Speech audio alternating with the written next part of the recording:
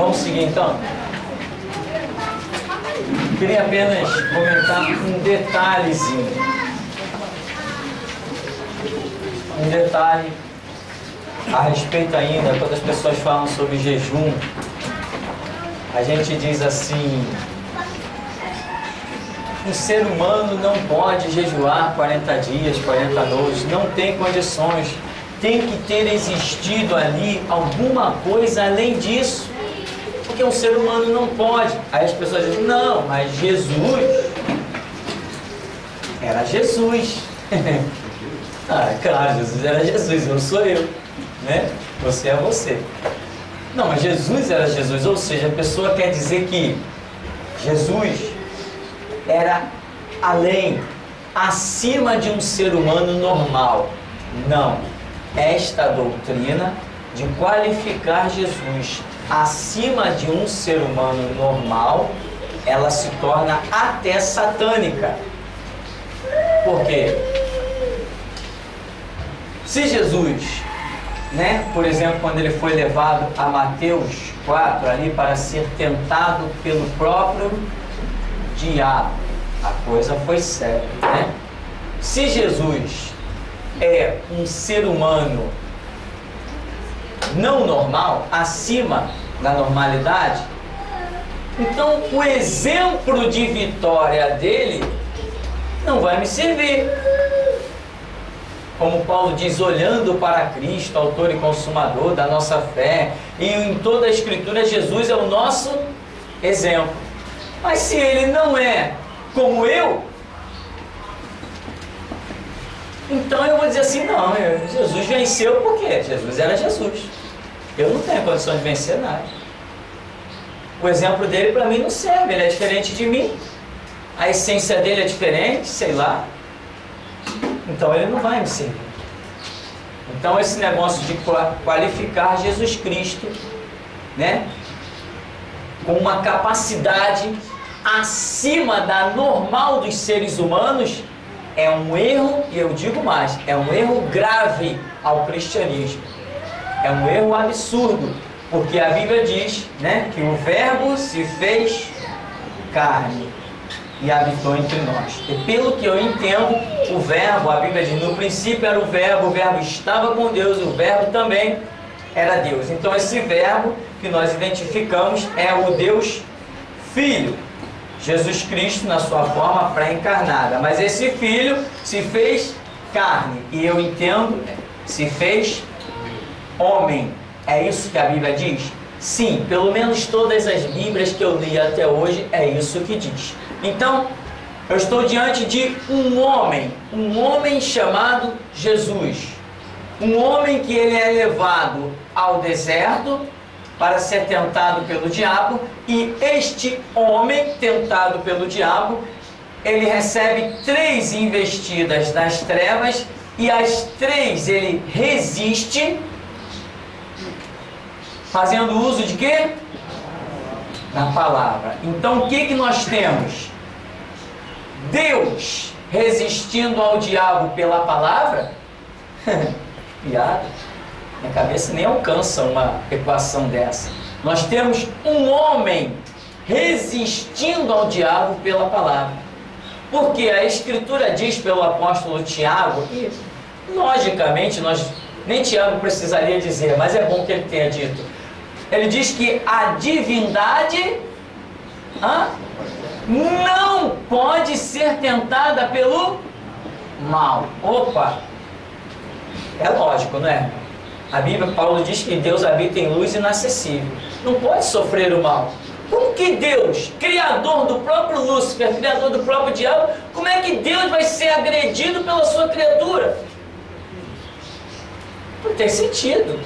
Se eu criar um computador e ele resolver não me obedecer, eu desmonto ele, troco a placa-mãe dele, troco tudo e monto outro, ele vai ter que me obedecer. Amém?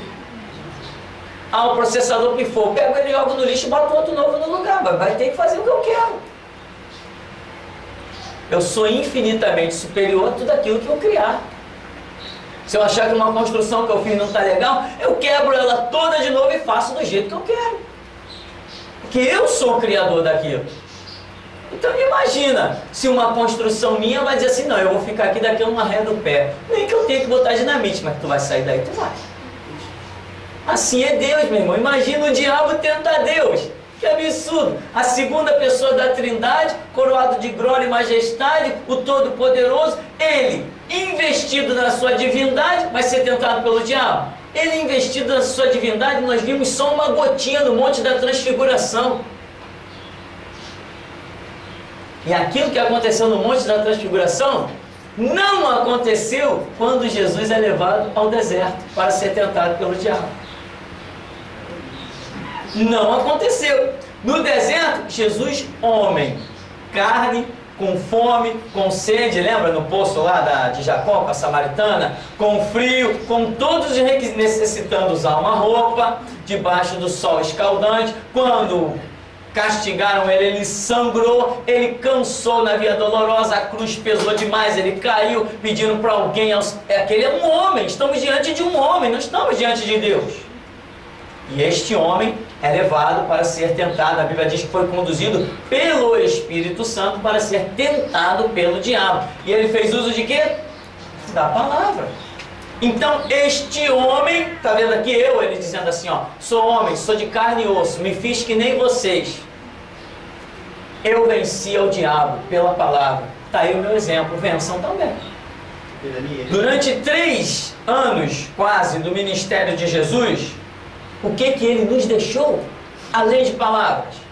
Nada! E ele mostrou que as palavras eram bastante para vencer ao príncipe das trevas, a expressão máxima do poder do mal, com apenas palavra. E a Escritura diz, o meu povo está sendo destruído, falta o que a eles? Conhecimento. Então, esse papo diz, não, Jesus jejuou 40 dias, 40 noites, porque Jesus era Jesus. Não, primeiro, Jesus não jejuou. Jesus ficou sem comer em uma situação totalmente espiritual que nós estamos vendo envolvida em tudo isso aqui. Então, esse Jesus que foi tentado pelo diabo, foi o verbo que se fez carne. Estamos falando de um Jesus homem. Se alguém desse um tiro nele, com certeza ele ia sangrar. Se alguém enfiasse uma espada, com certeza ele ia sangrar. Como a Bíblia mostra que isso aconteceu. A coroa de espinho que cravaram na cabeça dele, ele sangrou. Deus tem sangue? Né? Ele aprendeu a palavra, né? Ele aprendeu a palavra aos 12 anos. Sim, a Bíblia mostra Jesus se desenvolvendo, caminhando para a sinagoga, aos 12 anos, questionando lá os seus doutores da lei, fazendo perguntas, e a Bíblia mostra que ele tinha uma vida de rotina indo para a sinagoga. Tanto tinha que ele, lá em determinado momento de Lucas, ele é permitido a ele, é porque estava acostumado a vê-lo na sinagoga, permitem a ele a leitura do rolo do profeta Isaías 61, quando ele diz, hoje se cumpriu essa escritura diante dos vossos olhos, e quiseram apedrejá-lo, porque disseram, não, só o Messias poderia dizer isso. Pois bem, só o Messias poderia dizer aquilo. Então, meu irmão, nas 3 investidas, o Jesus, homem, vence ao diabo com a palavra. Eu estou pronto, que venha o diabo. Porque a mesma palavra que Jesus tem, ele passou a mim. Estou pronto, não tem diabo que me interrompa a minha caminhada. Pode ele vir num cavalo, num corvo, num cão, ou em vizinhos, ou em homens, não me interessa. Estou pronto, eu tenho a palavra. A minha essência ela é forte, ela é indestrutível.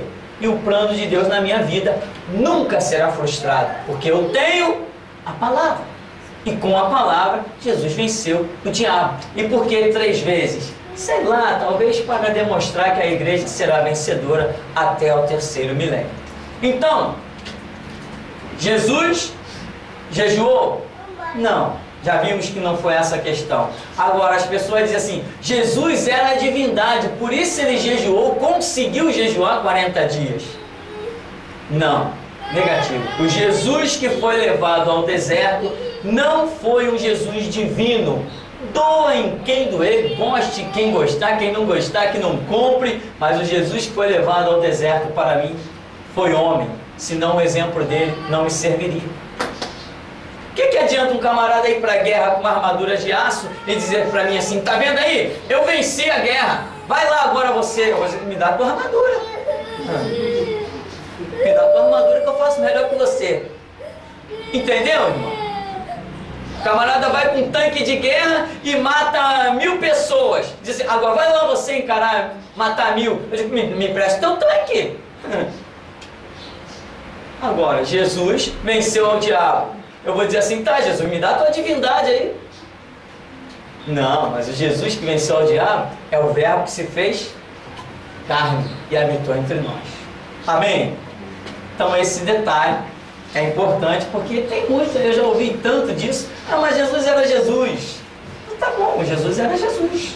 Eu preciso entender melhor quem é esse Jesus, né? Pastor, eles falam por aí dentro das igrejas que Jesus era 100% Deus e 100% homem. Essa matemática eu não aprendi. Não sei como é que uma coisa consegue ser 100% duas coisas. Pelo que eu entendo, 100% já é o tudo. Ou ele é uma coisa ou ele é outra. Né? 100% Deus. Tá, então ele não é mais nada. Ele é 100% Deus. Não, é 100% Deus e 100% homem. Não, então tinha que ser 50% Deus e 50% homem. Essa matemática daria certa. Outra não tem condições de dar.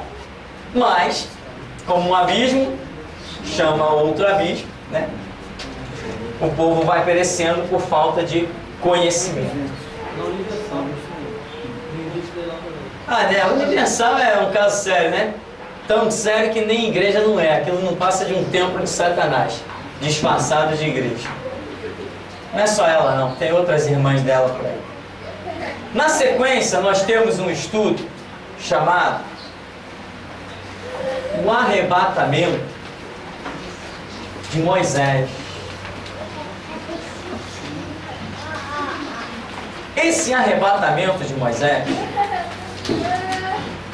ele fica muito bem provado naquele episódio de Mateus 17, que narra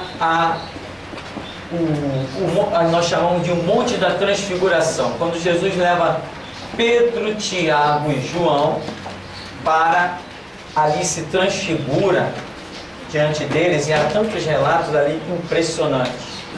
Mas o que nós vemos aparecer ali é Elias e Moisés.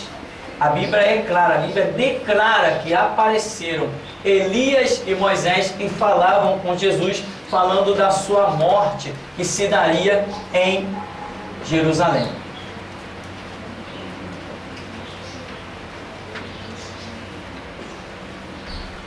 Ora, nós temos aprendido que existem alguns estágios intermediários no mundo espiritual. Nós estamos aqui na Terra. Existe o que nós chamamos de paraíso. Existe o que nós chamamos, que tem 3 nomes. É o Seol, que é hebraico, né? Ou grego. Tem o Hades, que é grego, que é hebraico. Tem o inferno. Esses 3 nomes significam uma única coisa: inferno, em 3 idiomas diferentes. É que a Bíblia menciona os 3 e muita gente começou a criar um monte de doutrina. Mas na verdade esses 3 nomes representam apenas uma única coisa. Hades, Seol, inferno é a mesma coisa. É igual serpente, diabo, Lúcifer, Satanás, é tudo uma pessoa só. Então, quando a pessoa morre salva, ela vai para o paraíso, que não é um estágio final. Quando ela morre condenada, ela vai para o inferno, que não é um estágio final. A Bíblia diz que depois o inferno é lançado no lago de fogo e enxofre, que é a segunda morte, morte definitiva. E aqui do paraíso nós também já detectamos pela Escritura que não é uma morada final dos salvos. Existe o que nós chamamos propriamente de reino de Deus, ou glória de Deus, ou outros nomes que aparecem na Escritura. Elias e Moisés, nós temos entendido que eles estão aqui. Eles sequer passaram pelo paraíso. Pelo que nós temos entendido na Escritura, paraíso é um local aonde estão aqueles cujo corpo ainda está no pó da terra. E a essência espiritual, alma e espírito, estão aqui, no paraíso. Na ressurreição, este corpo que está no pó da terra será transformado, como Paulo diz, é necessário que aquilo que é corruptível seja transformado em incorruptibilidade e tal, para herdar a glória de Deus, que a carne e o sangue não herdarão a glória de Deus, uma série de coisas que Paulo diz. Então, quando este corpo que está no pó da terra for reformulado, transformado, vai se unir à essência espiritual que está no paraíso e vai herdar a glória de Deus. Isso é o que nós temos entendido do caminho dos salvos. Elias e Moisés não têm corpo no pó da terra. Moisés subiu ao monte, sumiu, ninguém mais o viu, e Elias, todo mundo sabe que foi arrebatado numa carruagem de fogo. Quando eles aparecem em Mateus 17, lado a lado, nós concluímos que Moisés, apesar de as narrativas de Deuteronômio dizerem que Moisés sumiu e Deus o sepultou, ninguém mais o achou, como ele aparece do ladinho de Elias, nós chegamos à conclusão que a verdade foi que Moisés foi tomado por Deus, justamente, e se tornando uma tipificação como nós vimos na aula passada, tipificação de Cristo Jesus, o Messias. Moisés foi arrebatado, e o que nos prova isso é essa aparição dele lado a lado com Moisés, porque se o corpo de Moisés estivesse ainda no pó da terra, Moisés não poderia aparecer com a mesma glória que Elias apareceu. Moisés ainda estaria aqui no estágio intermediário chamado paraíso, e nesse ponto ele não seria uma tipificação perfeita de Cristo, porque Cristo Jesus não está no paraíso. A Bíblia diz que ele assentou-se à destra de Deus, então ele está na glória de Deus. E Moisés é essa tipificação de Cristo. Subiu ao monte, semelhante a Jesus, que subiu, foi ao Monte das Oliveiras, e ali foi trasladado. Moisés aconteceu a mesma coisa. Outra coisa importante que nós vemos é que a Bíblia diz que Elias e Moisés falam com Jesus a respeito de coisas do futuro, detalhes da sua morte que se daria em Jerusalém. Ora, Jesus precisava saber disso? Precisava ouvir disso? Nós cremos que sim, porque Jesus é o que nós chamamos de... Ele evoluiu, ele saiu de um estágio superior e fez-se carne. Veio para um estágio inferior. Elias e Moisés saem desse estágio inferior e vai para um estágio superior. Então, Elias e Moisés aqui passam a ter condições de instruir, falar com Jesus Cristo a respeito de coisas futuras, porque eles estão num estágio agora aqui superior ao que Cristo Jesus se encontra sobre a terra. Então, por essa aparição, nós chegamos à conclusão de que Moisés não foi sepultado coisíssima nenhuma, como alguns dizem, mesmo sem ter encontrado nem sepultura, nem corpo dele. Mas Moisés foi arrebatado, por ele aparecer justamente do lado de Elias, que foi, não há dúvida, arrebatado, a Bíblia diz, numa carruagem de fogo. Bom, esses são os detalhes, assim, principais do arrebatamento de Moisés. Há, porém, um detalhe aí na página 16 deste segundo bloco, que diz Livro de Judas. Você já achou aí? O livro de Judas traz uma passagem bíblica que não tem absolutamente nada a ver com verdade ou realidade. É aquela passagem que diz, deixa eu ver aqui, sim, que o arcanjo Miguel contendia com o diabo, Miguel contendia com o diabo a respeito do corpo de Moisés. E que, inclusive, que o arcanjo Miguel teria dito para o diabo: o Senhor te repreenda. Irmão, isso aqui nada mais é de que uma tradição judaica, isto não tem nada absolutamente a ver com a verdade. Judas, quando escreve isso, ele tinha essa tradição que já veio desde Deuteronômio, uma tradição judaica, porque ninguém achou o corpo de Moisés, ninguém sabia cadê Moisés, ninguém teve notícia de Moisés, e ninguém... Era mais fácil dizer, Deus sepultou Moisés, do que dizer, Moisés foi arrebatado. Mas eles já conheciam outras histórias, Enoque já tinha sido trasladado também.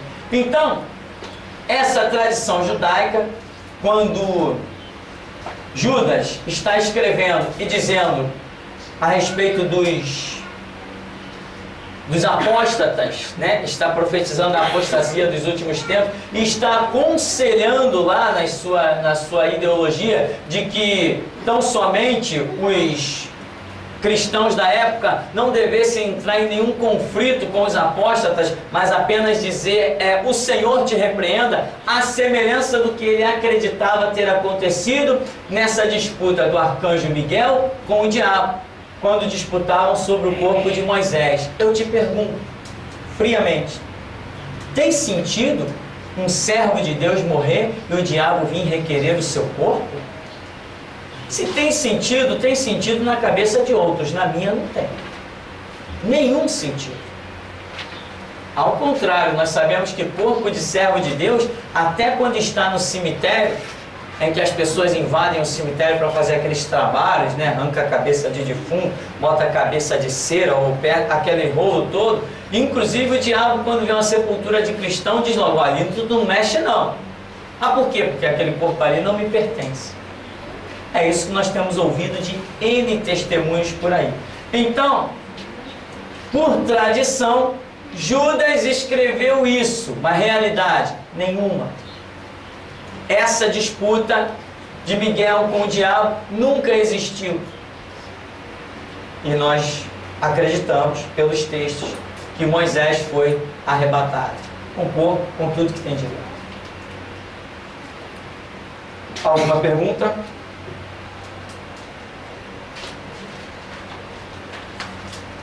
Outra coisa, já que tocamos nesse assunto. Os livros escritos por judeus trazem muita tradição. E muitas vezes, nós, gentios, que não conhecemos cultura de Israel, por exemplo, tem um historiador, nós até temos esse livro aí no nosso centro bíblico, chamado Flávio Joséfo. E esse camarada, ele escreve algumas coisas impressionantes. Eu andei lendo alguns textos dele no livro chamado História dos Hebreus. Ele tem muitos livros, mas esse principal, muito conhecido, História dos Hebreus, ele joga por terra um monte de conceitos que existiam no cristianismo. Um deles é essa tradição aqui, dessa disputa. E outros livros dele voltam a falar nesse mesmo assunto. Tem outros historiadores também que falam sobre cultura judaica que também tocam nesse assunto. Agora, qual é o problema? O problema é que nós cristãos achamos que tudo que está na Bíblia é um ponto final e acabou a história. Nós não temos o empenho do exame, né? Como Jesus falou, examinai as Escrituras, né? Nós não temos esse exame. Nós temos o relaxamento de fazer uma simples leitura. É isso, essa é a verdade. E com esse relaxamento, nós não chegamos à conclusão das coisas reais. Nós pegamos aquela versão bíblica e dizemos assim, eu gosto mais dessa versão bíblica. Acabou, eu morro com aquela versão bíblica. Eu ignoro que outras traduções bíblicas possam me acrescentar muito mais coisas. Um bom estudioso da Bíblia tem que ter pelo menos umas 5 versões bíblicas. No nosso centro bíblico nós temos 10 à disposição dos irmãos. Então, por exemplo, a Bíblia diz que Deus perdoou a Davi. Deus perdoou Davi quando ele cometeu aquele pecado com Betseba e ainda mandou matar Urias, o marido da mulher. A Bíblia diz, Deus perdoou. Quando você vai examinar outras traduções, por exemplo, perdoou está na versão revista e corrigida. A versão revista e atualizada não traz a palavra perdoou, traz a palavra traspassou. Quando você vai ao dicionário, você vai ver diferença em perdoar e em traspassar. Não é a mesma coisa. Quando você examina o texto, você ignora esta palavra, mesmo sem conhecer a outra versão.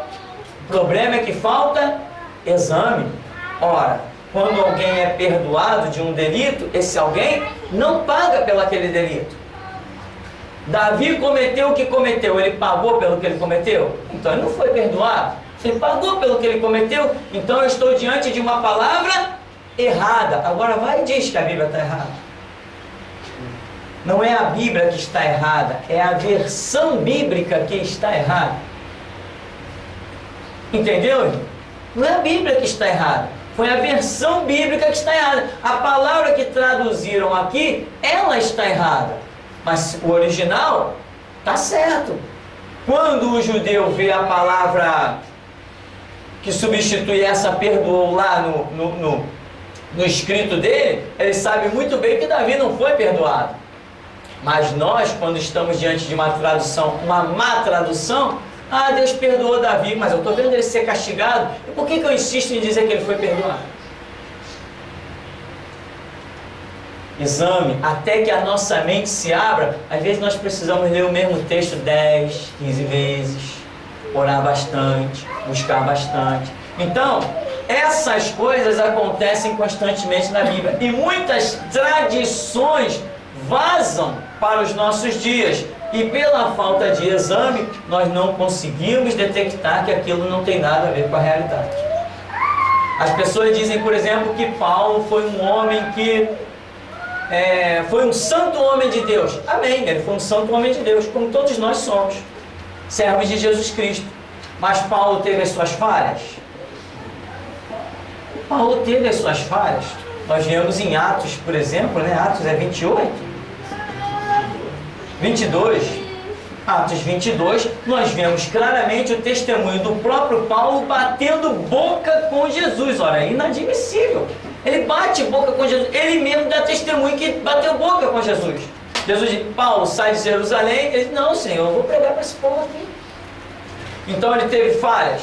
Teve. Isso prova que ele era o quê? Um homem como qualquer um de nós, sujeito a falhas. Mas ele pagou caro.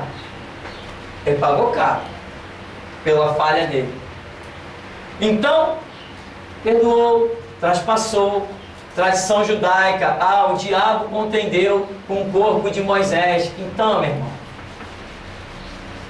o diabo contendeu com o arcanjo Miguel a respeito do corpo de Moisés. Essas coisas a gente só consegue detectar com muito estudo bíblico, com muito exame. Não é com uma leitura bíblicazinha. Hoje eu li minha Bíblia. Tá bom. O padre deve ter lido também. Que diferença tem de você para um padre? Hoje eu fiz uma oraçãozinha. Tá bom, os satanistas também oram. Você tem que ir além. Como Jesus falou assim, se a vossa justiça não exceder em muito a dos escribas e fariseus, não podereis entrar no reino dos céus. Então tem que ir bem além, muito além. Aí tem algumas explicações e depois nós temos um estudozinho para concluirmos, que é um estudo bem provocante. E nós não vamos entrar nos detalhes do estudo, mas vamos dar uma visão superficial, porque ele em si, escrito, ele está bem detalhado. É que diz que Jesus celebrou a Páscoa. É a tal da chamada ceia do Senhor. E eu procurei escrever detalhadamente, aumentei bastante esse estudo aí, está na internet, e algumas pessoas dizem assim, eu entendi, é verdade mesmo, bem que eu já desconfiava, e coisas desse tipo. Outros dizem assim, não, esse cara é maluco, não tem problema. Prefiro ser louco do jeito que sou do que são, como tem muitos por aí. Então as pessoas criaram aquele ritual do cálice e do pão. E aí, uma vez por mês, de 3 em 3 meses, criaram rituais para tal celebração da ceia do Senhor. Mas quando nós estamos examinando, eu coloquei aí vários textos bíblicos, alguns deles são repetição em livros diferentes. Quando estamos examinando esses textos bíblicos, vemos Jesus diante de uma celebração chamada Páscoa. Essa celebração chamada Páscoa também recebe o nome de ceia. Por uma questão de horário, por uma questão que você pode chamar de ceia, qualquer refeição a partir das 18 horas. Hoje eu nem ouço mais falar isso, em ceia, mas quando eu era criança, meus avós vivos, a minha avó ainda usava esse nome. Ah, estou preparando a ceia. Ah, ainda hoje se ouve falar em ceia de Natal, né? Natal ainda ouve falar. Por quê? Tem a ver com o horário, tem a ver... Porque eu vou preparar o Natal, não, vou preparar a ceia de Natal. Hoje essa palavra ceia, como Natal é algo muito repetitivo, ano após ano, dia após dia nós estamos diante desse negócio, acabou que essa tradição da palavra ceia vir antes do Natal, vazou. Até hoje as pessoas dizem, vamos preparar a ceia do Natal. É uma refeição, às vezes de acordo com o horário. Então, ceia, como a igreja moderna, a igreja cristã, faz hoje, né? Ainda usam textos que nada tem a ver, aquele que não comer do meu corpo, que não beber do meu sangue, não tem parte comigo. Jesus, quando está falando isso, não está tocando em nenhum assunto, nem de comida, nem de bebida. Quando os discípulos, não, dura esse discurso, quem o poderá ouvir? Jesus não tem pão ali, Jesus não tem cálice, Jesus não está falando de nada disso. E as pessoas não entenderam, mas ali tem uma simbologia do vinho, que representa, do comer, que representa o seu sacrifício, né? Comer e beber, que representa o seu corpo moído. Então, na Páscoa, Jesus inclusive é chamado de o Cordeiro Pascual. Cordeiro Pascual. Ele foi a tipificação lá do Egito. E exatamente ali, naquela data da Páscoa, ele é oferecido, porque já havia a tipologia sido feita lá no Egito, quando o povo ia receber a sua libertação. Então Jesus Cristo vem e se entrega como sacrifício, Cordeiro Pascual, naquela época, então, da Páscoa, que era a celebração do Egito, para uma libertação agora espiritual.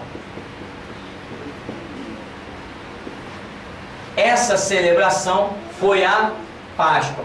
Todos os textos você vai ver Jesus dizendo, onde vamos preparar a Páscoa, e de procurar lugar para a Páscoa, onde comeremos a Páscoa. Então Jesus celebrou o quê? Páscoa. Aí alguns dizem assim, não, mas então Jesus celebrou a Páscoa e transformou a Páscoa na ceia. Não tem mais sentido. Não tem mais sentido. Não transformou em ceia nenhuma. Não existe ceia. O que existe é a Páscoa. Jesus não transformou nada. Hoje as pessoas, quando fica longe da igreja mais de um mês, por algum motivo, se desesperam. Vão em qualquer igreja por aí, não, tem que cear, eu tenho que comer o pão e tenho que beber o vinho. Eu tenho que cear, senão eu fico fraco espiritualmente. Quantas pessoas já entraram aqui desviadas, pastor, a minha vida não está dando certo porque eu nunca mais participei do corpo do Senhor. Aí eu imagino que a pessoa está falando da igreja. Quando a pessoa entra nos detalhes, não, que ela nunca mais comeu pão nem bebeu vinho. Vai ali no supermercado e compra uma garrafa. Ora, qual o problema? Quer comer pão? Quer beber vinho? Vai no mercado. Não, aquilo é santo, é consagrado. Pode ser para outros, para mim não é. Meu entendimento me diz que não é, e ponto final, meu irmão. E que venha o diabo. Pode vir. Não bebe demais não, irmão, senão tu fica bêbado. Então, essa consagração não faz parte. Nenhum ritual, nem de comida, bebida ou roupa, Nenhum ritual de comida, bebida ou roupa faz parte do cristianismo. Não há nenhum ensinamento a respeito disso. Comida, bebida e roupa não faz parte da doutrina do cristianismo ensinada por Jesus Cristo. Jesus Cristo celebrou a Páscoa. Muita gente tem entendido isso. Então você vê aí, os textos são Mateus 26, Marcos 14, Lucas 22, João 13. Então, cada texto que você vai ler, aonde as pessoas chamam de ceia, você vai ver Jesus Cristo dizendo a Páscoa, a Páscoa, a Páscoa e a Páscoa. Agora, cada um segue, né, o que quiser seguir. Tem gente que lê tudo isso aí, não adianta. A pessoa continua achando que tem que comer pão e beber vinho. Ou seja, ela está mais uma vez acreditando num ritual e duvidando da graça que há em Cristo Jesus. Ela começa a ficar fora do alcance de Deus mais uma vez. Alguma pergunta aí ou encerramos? Pastor, Sim. Supomos que Jesus teria tido a Páscoa como doutrina, suposição. Mesmo assim, as igrejas estariam fora, porque Jesus fez isso de ano em ano, e eles fazem todo mês. Ah, sim. A Páscoa era celebrada uma vez ao ano, né? E hoje igrejas fazem inventar esse ritual aí e faz uma vez por mês. Desde o começo da igreja já houve polêmica sobre essa celebração. João pensava de um jeito, Arquimedes pensava de outro, e outras pessoas que foram influentes na época pensavam das maneiras mais diferentes. Nós temos um texto de Paulo, em Atos, né? Que Paulo fala sobre... Não, Coríntios. Em Coríntios, Paulo fala, né? Ele diz, porque eu recebi do Senhor aquilo que também vos ensinei, que o Senhor Jesus, na noite que foi traído, tomou um pão, tendo dado graças, depois tomou um cálice, tendo dado graças, etc. E diz, fazei isso todas as vezes em memória de mim. Tá. Deixa eu ver se eu anotei aqui. É capítulo 11. Coríntios, capítulo... 1 Coríntios? 11, 23. Tá. Tá aqui. 1 Coríntios, capítulo 11, verso 23. Então diz assim: todas as vezes que beberdes, né? E todas as vezes que comerdes. Então, todas as vezes que beberdes, no verso 25, e todas as vezes que comerdes, no verso 26, quando Paulo fala em 1 Coríntios, capítulo 11, verso 23 ao 26. Essa expressão, todas as vezes que comerdes, ou todas as vezes que beberdes, nós não achamos nas palavras do Senhor Jesus. Nos 4 textos do Evangelho falados por Cristo, estas palavras que Paulo fala em Coríntios não aparecem. Aqui na Bíblia, quando aparece em vermelho, eles falam que é o Senhor falando. Certo. Mas está tudo isso aqui em vermelho. Que é Jesus que falou. Aonde é? Aqui. É Atos? Atos, Não. 1 Coríntios 11, 25, vê lá. 11, 25. Semelhantemente também, depois de cear, tomou o cálice dizendo, este cálice é o Novo Testamento do meu sangue. Sim. Do meu sangue. Fazer isto todas as vezes que bebeis em memória de mim. Tudo isso é palavra do Senhor Jesus. Está tudo em vermelho? Tudo errado. Então, A gráfica botou tudo errado. Quem mandou a gráfica botar isso em vermelho como se fosse Jesus dizendo? Não é só aqui no 24, ele também fala. Aham. Sim. Então, e aí? Qual é essa versão? Deve ser Isso aqui é o meio da Almeida. corrigida. Corrigida. Sim, tem outras versões que essa parte não vem em vermelho. Agora, a pessoa compra uma Bíblia que diz assim: As palavras de Jesus estão destacadas em vermelho. Isso aí. Ah, aí o camarada pensa que o que está ali em vermelho foi Jesus que disse. Pô, Jesus aqui. Só porque o camarada botou lá na gráfica dizendo que o que está em vermelho foi dito por Jesus. Não, quem vai saber se foi dito por Jesus ou não sou eu quando examinar. Não é porque o camarada botou algo ali em vermelho e disse que foi Jesus que disse que foi Jesus que disse. Essa firmeza, essa convicção, você adquire com empenho e dedicação ao estudo. Quando você lê coisas na própria Bíblia, ah, Deus perdoou Davi, não perdoou nada, mas está escrito aqui, e daí que está escrito aí? Não perdoou. Então o seu estudo vai superar a gráfica, vai superar o próprio tradutor, porque o camarada para traduzir, ele estudou, tá bem, bom estudo, mas eu estou estudando também. Os arqueólogos, cada um descobre uma coisa, às vezes um não vem descobrir uma coisa que vai abafar o que outro descobriu. A ciência não descobre hoje uma coisa, daqui a pouco vão descobrir outra que vai baixar aquela, não é assim? Então o estudo tem que ser progressivo. Então veja bem, quando Paulo diz que todas as vezes que comerdes, todas as vezes que beberdes, fazei isso, tem memória de mim. Quando nós vamos procurar esse todas as vezes, que muitas pessoas pegam essa frase todas as vezes como motivo de repetição, por isso ficam celebrando essa tal Páscoa transformada em ceia. Tem algumas igrejas agora que já assumiram, não, estão celebrando a Páscoa mesmo, como a igreja quadrangular. Então essa ideia de repetição que aparece dita por Paulo, quando nós procuramos no Evangelho, não encontramos. Então eu fico com o que Jesus disse, não com o que Paulo disse. A Páscoa era celebrada até às vezes mais de 2 dias, né? A festa da Páscoa durava bastante tempo. Não sei se 21 dias, eu sei que depois caiu para 7, caiu para 3, tem um rolo desse aí.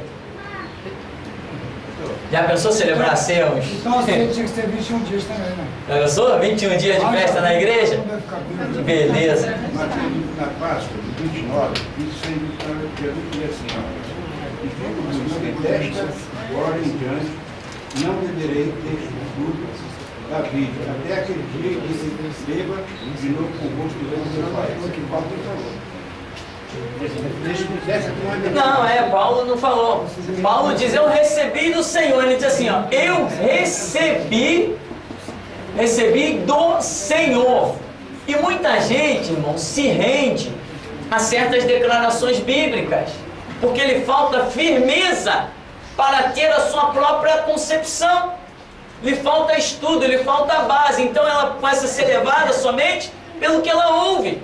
Ela não vai a lugar nenhum. Paulo diz assim, eu recebi do Senhor. Tá bom, Paulo, o problema é teu.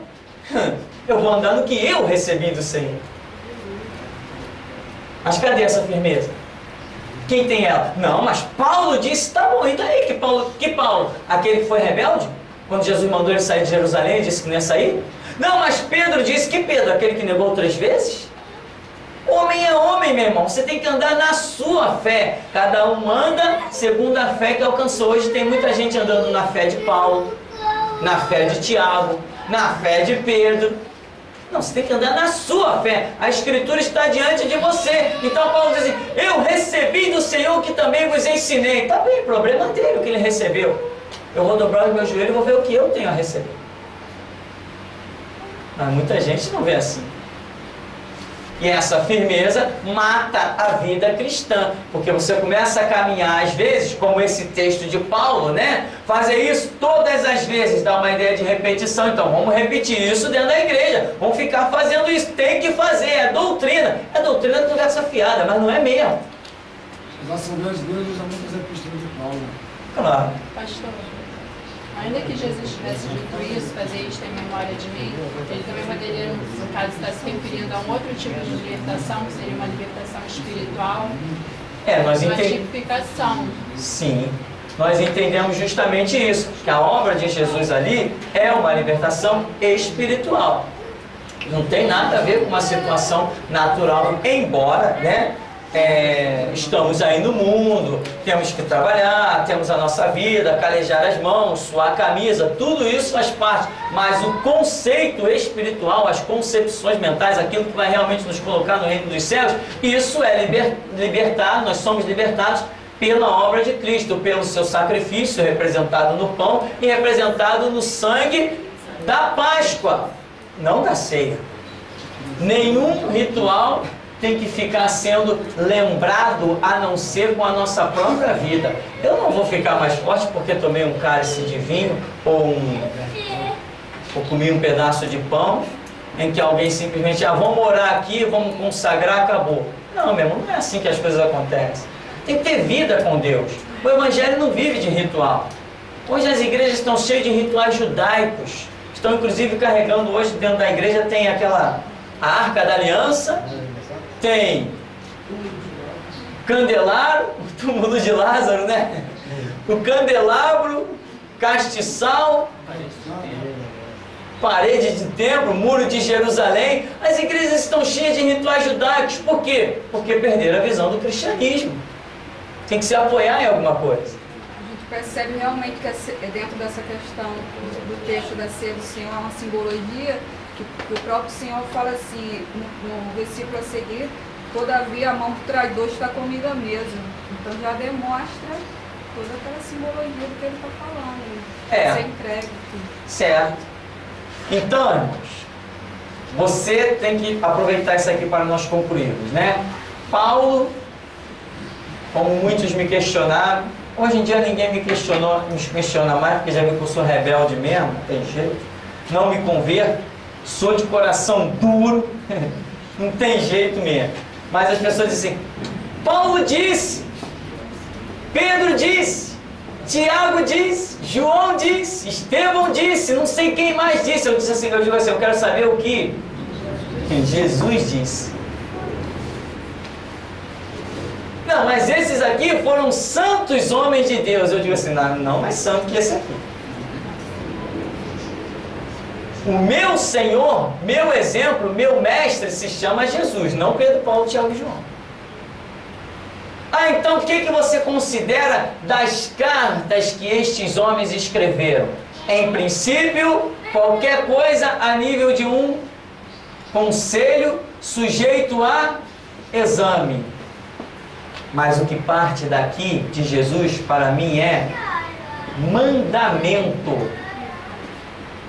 E ele diz, aquele que guardar os meus mandamentos terá vida por eles. Todos, inclusive os apóstolos, têm que guardar o mandamento. Nunca eu seguirei mandamento dado por Pedro, Paulo, Tiago, João. Ele pode dizer até que foi no inferno, foi no céu e que viu Deus face a face, que beijou os lábios de Deus. Ele desce na terra para me dar um mandamento, eu chamo ele de ridículo e mentiroso. Eu sou discípulo de Cristo e assim serei até o último dia da minha vida. Vou morrer como discípulo de Cristo. E para seguir a Cristo eu tenho os escritos de Mateus, Marcos, Lucas e João, com a graça do Espírito Santo para examinar. Examinar e entender, senão estou seguindo coisas que não tem nada a ver com a realidade. Então, encerramos assim. Os apóstolos disseram, excluindo o fato de ser mandamento, pode ser qualquer coisa. Mas Jesus disse, opa, se Jesus disse, aqui eu posso ter um mandamento. Aí aqui é uma questão de vida. Porque o fundador da igreja é Cristo e só quem tem autoridade para dar mandamento para a igreja é Cristo. Não me interessa o quanto as vestes de Paulo expulsou demônio e curou enfermo. Não me interessa o quanto a sombra de Pedro fez a obra. Não me interessa que Tiago tenha sido um mártir poderoso, decapitado pela espada. Não me interessa que João tenha sido extraditado. Eles fizeram a parte deles e eu estou fazendo a minha. Mas Senhor para a minha vida, só Jesus. Mandamento, só sigo de Jesus. Então, cada coisa que os apóstolos disseram, eu examino a carta deles e ali eu vou achar coisas que concordam com Cristo, aonde eu vou dizer, tudo bem, legal. E aonde eu vou achar coisas que não concordam com Cristo, que foi apenas como Paulo várias vezes escreveu assim, quanto a isso, eu não tenho nem mandamento do Senhor, mas vamos fazer assim, assim, assim, assim. Lembra que a Assembleia de Jerusalém, em Atos 15, os apóstolos se reuniram em Jerusalém e disseram assim: olha, convém a nós e ao Espírito Santo que vós façais o seguinte: vos abstenhais das coisas sufocadas, dos ídolos, do sangue, da carne não sei de que. Ele começa a falar um monte de coisa. Ora, imagina que ridículo. Convém a nós e ao Espírito Santo. Deixa de ser ridículo, meu camarada. Se convém ao Espírito Santo, não tem que convir nada a mim, eu tenho que me curvar. Se é mandamento dele, acabou a história. Que tipo de acordo é esse? Olha, nós chegamos a um acordo, nós e o Espírito Santo chegamos num acordo. Toma vergonha na cara, mano.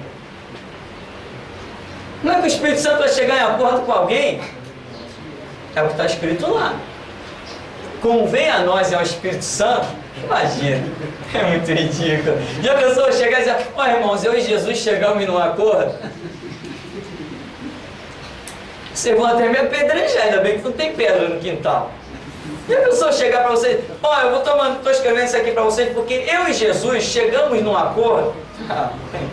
Misericórdia. Esse tem acordo entre Deus e homem? Guarda essa pedra aí, irmão, isso é muito pesado. Pegou essa mata, nem assusta. Então, irmão, tem coisas que precisam ser examinadas. E se você não tiver mergulho sério na Escritura, intimidade com Deus, buscar uma vida real com Deus, de renúncia, você não vai captar o erro, porque os homens que erraram, eles não estavam mal intencionados. Você tem que entender isso. Os homens que erraram, eles não estavam mal intencionados, eles falaram segundo os seus sentimentos mais nobres, embora eram erros, mas eram erros segundo os sentimentos mais nobres.